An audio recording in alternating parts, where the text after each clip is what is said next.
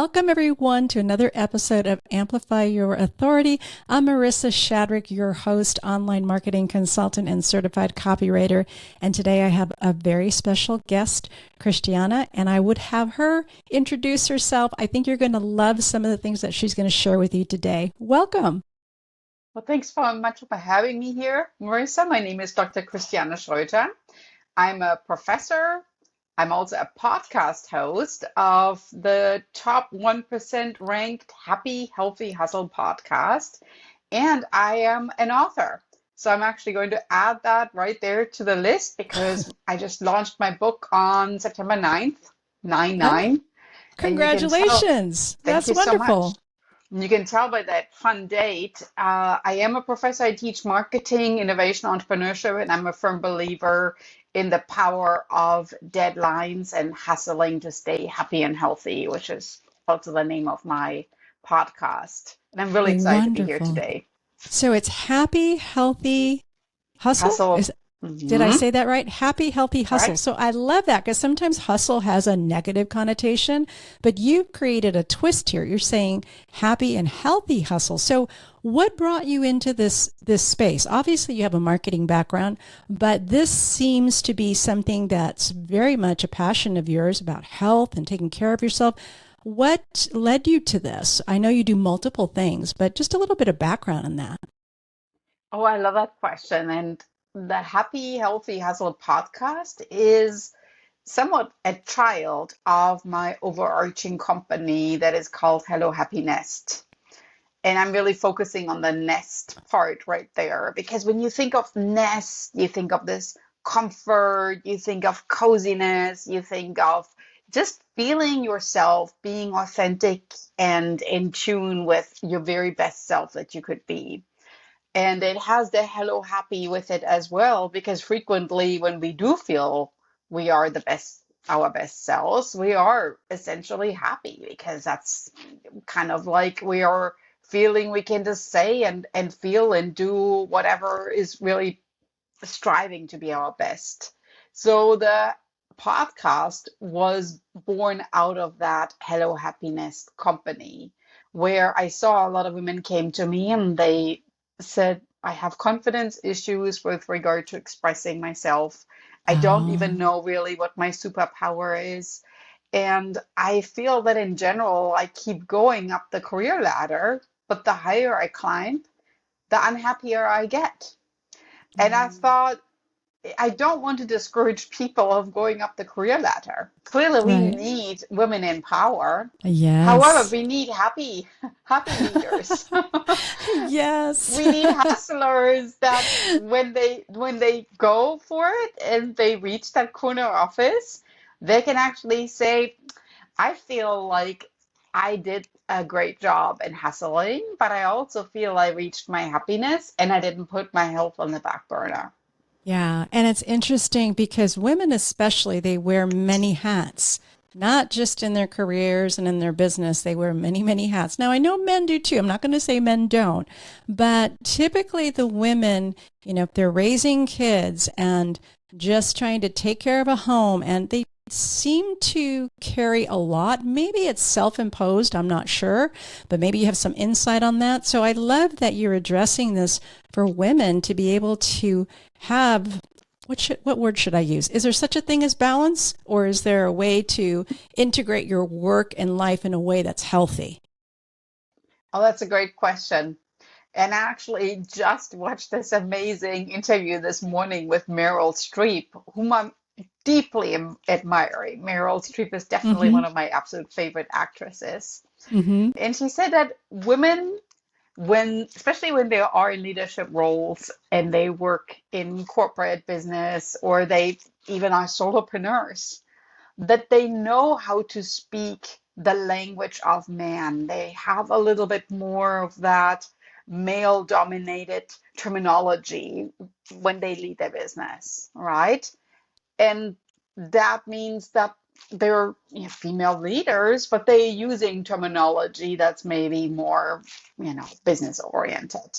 Mm-hmm. And so she said, women know how to speak man. The issue really is that men frequently don't know how to speak women. that they just don't understand really what's on our plates, because there are so many thought processes that go into making decisions. And you mentioned already, whether it's being a mom, whether it's running maybe even a second business, just Mhm. the thought process that goes into it has much more emotions and feelings, and maybe even this dwelling that sometimes comes with it, Yeah. that we are kind of like nearly looking at, like, is it a different language, or is it maybe just coming from a different upbringing and cultural background?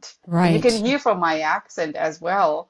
I'm not born in the United States, so I'm bringing that whole facet to my business as well, bridging the European background that I have with the American background. Gotcha. So, were you always happy and healthy and hustled well in your life? Is that why you felt you needed to share this with other women and to the world? So when I lived in Germany, I actually struggled with some digestive issues. And deep down, I knew that there must be a solution somewhere. And I also wanted to gain some more experiences and study abroad. So I applied to different study abroad programs. I looked into Spain, I looked into France, and you can already tell I'm super passionate about languages.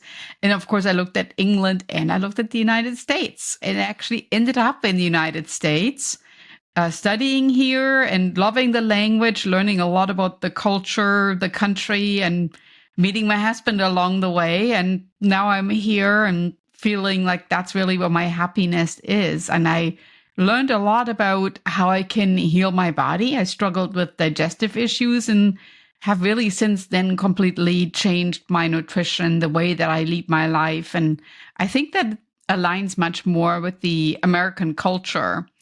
And Hmm. that overall, I would always encourage people, if you are struggling with certain health issues, don't ever stop. There is a solution out there for you. Don't stop sharing it either. Don't ever be embarrassed if you have any health issues and sharing it, because there might just be that one person out there that had similar issues and could help you or might point you in the right direction, which is what had Wow. happened to me. And that's That's really when I amazing. started my company, Hello Happiness, because I was like, I reached that point of intersection of happiness, of where my health is thriving, but also where my business is growing, and now I'm raising my family. So that's interesting because you're connecting something that was a physical symptom to perhaps a way of thinking or a way of living or a lifestyle or attitude that actually helped you overall and also transferred into your physical health. Is that true? Yeah, because if you think about it, if you're not feeling well, everything else is really going to suffer. You Mm, are essentially just kind of like think about like running a a fire or a stove on, like, half fuel. You're really just not yourself. You're not aligning right. yourself, and your focus is on one hand and struggling with a pain or the physical setbacks. Mm-hmm. And on the other hand, you're trying to get things done, which is going to take even more energy Yeah. because you're struggling with the pain. And so, whatever you might get done might not even be as amazing as it could be if you would just have 100% of your focus. Mm-hmm. So, I always feel that we frequently underestimate how important our health really is for performing our best, that we tend to put ourselves on the back burner and thinking it will all work out somehow and just put the business first. But in reality, really, the health overshadows it all. Because Yeah. if you think about, we juggle all these balls, if that ball of the health falls down, it does break. And you Yeah. can just pick it up and say, I'm just going to continue. Right. So, Unfortunately, that's the one you really always need to keep close by and dear to your heart. And you definitely have to keep juggling that one. And if that's the only one left, that's the one that must be the most important one.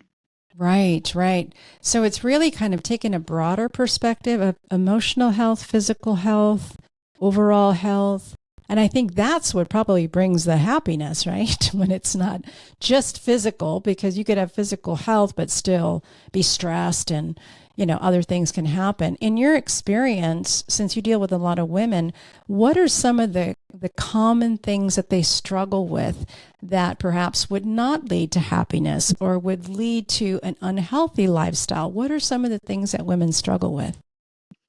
I kind of see that very frequent loop of first feeling that you have dreams, but you put them on the back burner. It's this back burner mentality that one day I will do this, but it's not today.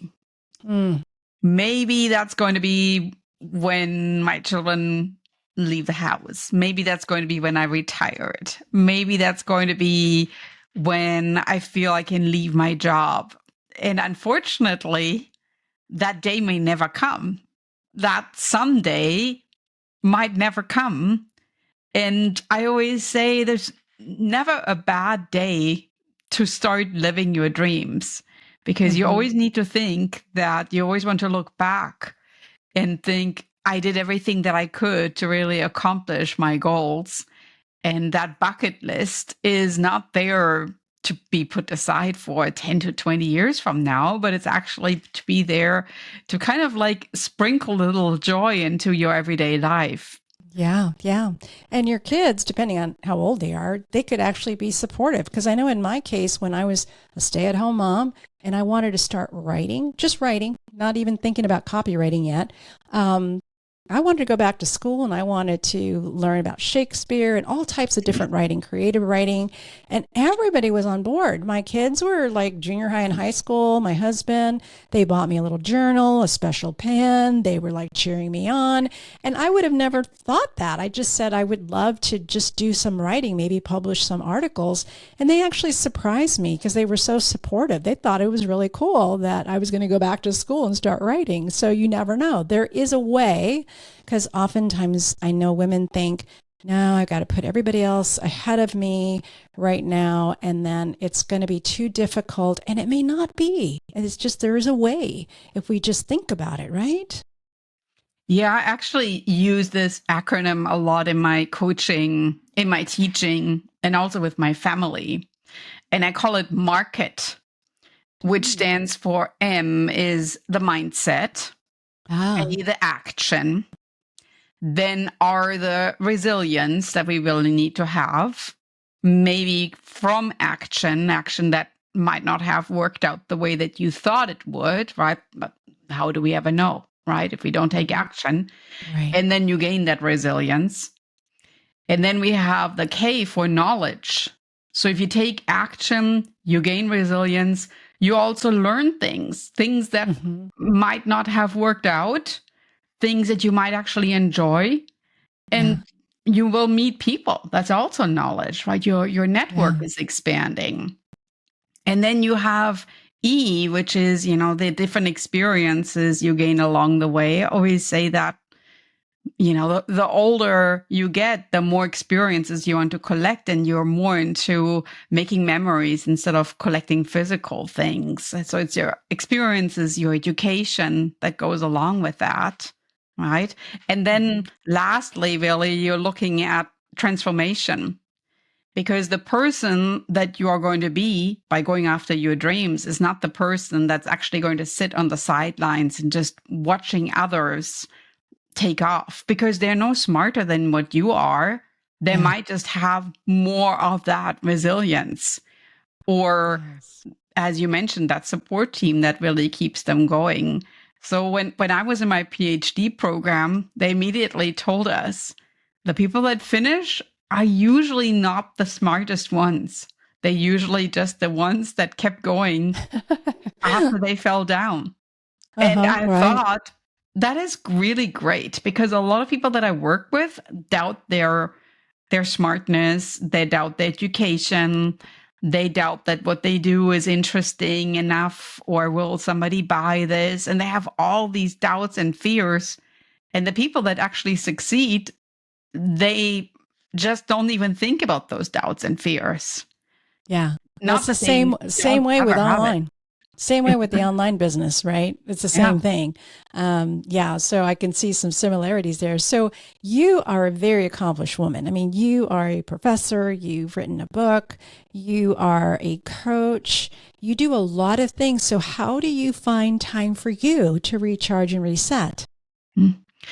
So this is actually a great question, and I get that question a lot. And there is a famous saying that's essentially, if you reach what you truly enjoy, it never really feels like you're working a day in your life. Mm-hmm. And I can't emphasize that enough. I think if you're really loving what you do, then one empowers the other. So it's truly where I am right now. So my podcast allows me to connect with others, and some of my best friends I met through podcasting. As a professor, I feel I'm changing lives of students, and what I'm learning in the classroom is absolutely empowering what I put into the book that I wrote. I would have never written the book without my podcast or being my life as a professor. And then I take care of myself. I'm a fitness instructor as well. So the fitness instructor allows me to coach and empower others that might have never come to the recreation center if I wouldn't be there. And they tell me that all the time. I came because of you, and I knew you would wait for me. So you held me accountable for showing up. Oh, And that's beautiful. it's beautiful. And I think all these elements just kind of work together where one feeds the other. And I'm now feeling it's a patchwork of joy.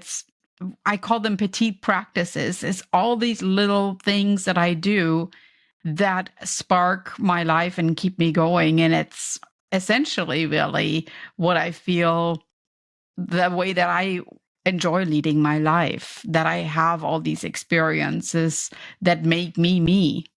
Yeah. They say it's better to give than receive. And I can tell that you give, but that brings back joy in your life. So that's beautiful to see how that comes back as joy because you love to give in the teaching and the fitness and everything that you do. And you probably have a very supportive husband, I'm going to guess. And you have a couple of kids too? I do have 2 teenage daughters. Yes. Oh, wow. That's awesome. That's awesome. 2 teenage daughters. So they're pretty active, I imagine. And then your husband is very supportive as well? He is. And what I like is that we are both quite different. All right. Mhm. So I am definitely appreciating his feedback, which always comes from his own honest perspective. And I think that you have to have these partners that resonate with you, and at the same time, the ones that you can tap into. And there's Yeah. actually a famous saying in entrepreneurship that's called the mom test, which means that you reach out to your friends or your family and maybe even to your mom, and you ask them, what do you think about that? And they're not giving you their honest opinion. They're basically saying, oh my gosh, I love it. And that's, like kind of like when a little child shows a drawing to the mom and the mom says, oh my gosh, it's so beautiful. So my family does not do the mom test. When I show them something, they're basically going to tell me, I think this is good. I think this could really be amazing if you would do this and this.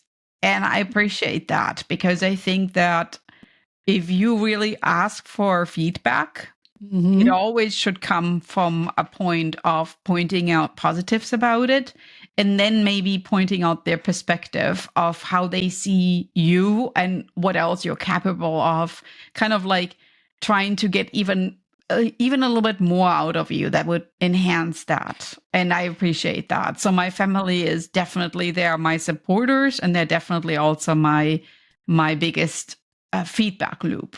Yeah, that's wonderful. My husband's like that too. He'll give me the whole truth and nothing but the truth. Yeah. So yeah, for sure. So wonderful. So in the time we have, I would love for you to talk a little bit about your book because you've just published a book. So tell us a little bit what led you to do this book, and we'll just talk about a little bit about what's in it and maybe a way that people can access this book. Sure. So my book is called How to Master Your Goals. And it probably came from the fact that most times I get that question, how do you do it all? Can you write that down for me? How do you lead your life this way? And then I thought, well, we all have goals. My goal was to be a professor, a mom, maybe write a book or have a podcast and be a public speaker. But how did I reach those goals, right? How did I master it? And the fact also, of course, is that because I do teach marketing and innovation entrepreneurship, that I felt I had a lot of tools, but I wasn't able to reach other female entrepreneurs or solopreneurs that were not going to university, that work from home, or that might have, found some satisfaction in doing a little side hustle, but wanted to make that side hustle a main hustle. So I wanted to write a book for them that gives them tools and worksheets that they can do in the spare time. And the way that I created the book was, it's not a chapter book where you sit down and you read it from the first page to the last page. It is a curated collection of worksheets. So you work through the worksheets, it's hands-on. And the worksheets then allow you to grow yourself. You will learn a lot about yourself, but it also gives you the very best tools in marketing, innovation, entrepreneurship, in sales, in public speaking. You create a brand kit. You learn how to do an elevator pitch. So you can see I'm guiding you through all the steps really from the ground up to build a business, but to also learn about yourself. So there's one full section just dedicated on finding your own superpower. Beautiful. And the goal is really you're mastering your goals, but you're doing that. And while you do that, you also learn what is it really that I have that I haven't shared with the world, because the world is actually going to be a better place when I tap into my superpower, when I start sharing that. Yeah. And when you start a business, it really becomes a journey of self-discovery, because you discover a lot of things about yourself as you get knee deep in it. So that's wonderful. So where is this book? How can people access the book? Yeah. So the book launched on September 9th on Amazon, and that's where it's available. It's a 8.5 by 11 paperback, the collection of worksheets. And it goes along when you order the book on Amazon, you get a special bonus. There's also a template pack that you electronically then get, a playlist that you can tap into, and there's a community. So there's templates, accountability, and the playlists that you get in electronic delivery as well after your purchase of your book. And of course, what's amazing is because the book is so hands-on, that so many people asked me about it, that after it launched, it immediately became the #1 new release in adult and continuing education on Amazon. So it's been just out for just a week now, and it's been doing really well. And I'm glad that it found its niche, and it's going to help others in mastering their goals. That's wonderful. Congratulations. I love the whole concept of the book. That it's a workbook you can work through. You begin to learn a little bit about yourself, but also some practical things as well. So that's a beautiful combination. That's great. So congratulations on that. Now, thank you. Yeah. If someone is interested to follow you maybe on social or connect with you in some way, do you have a website? What's the best way for them to reach you? My website, hellohappynest.com. And that's also where you can find out more information about the book, which is called How to Master Your Goals. You can also check that out on Amazon. My podcast, Happy Healthy Hustle, is available wherever you would listen to a podcast, but you can also watch my podcast on YouTube at Hello Happy Nest, or watch me on Instagram. I post on a pretty regular basis on Instagram, fun little videos about my life. And that's hello.happy.nest. Wonderful. We'll make sure to put all those links in the show notes for everyone so they can follow along and access the book as well. So thank you so much for being on the podcast. Do you have any final words, anything that you'd like to share as a word of encouragement to everyone? I just created yesterday a little saying, because we're moving into the fall, and sometimes the fall people like kind of like think, oh, I'm going to wait until January 1 to maybe kickstart any goals or any dreams. And right now I'm just going to kind of finish off the fourth quarter. I always encourage you, there's not really a good day or a better day or the best day to get things started. I would say the very best moment is probably now. Just That's beautiful. start going for it, right? And if you feel that you tried something and it didn't really work, always think that was just your first attempt in learning. That's failure. That's great. Thank you so much, Christiane. I really appreciate you being on the podcast, sharing all your wisdom. And I know people will want to access that book and follow you on Instagram and connect with you because you have a lot of wisdom. You're a professor, my goodness, because you teach this. So you have a lot to share to the world. So thank you so much for being on the show. Thank you, Marissa.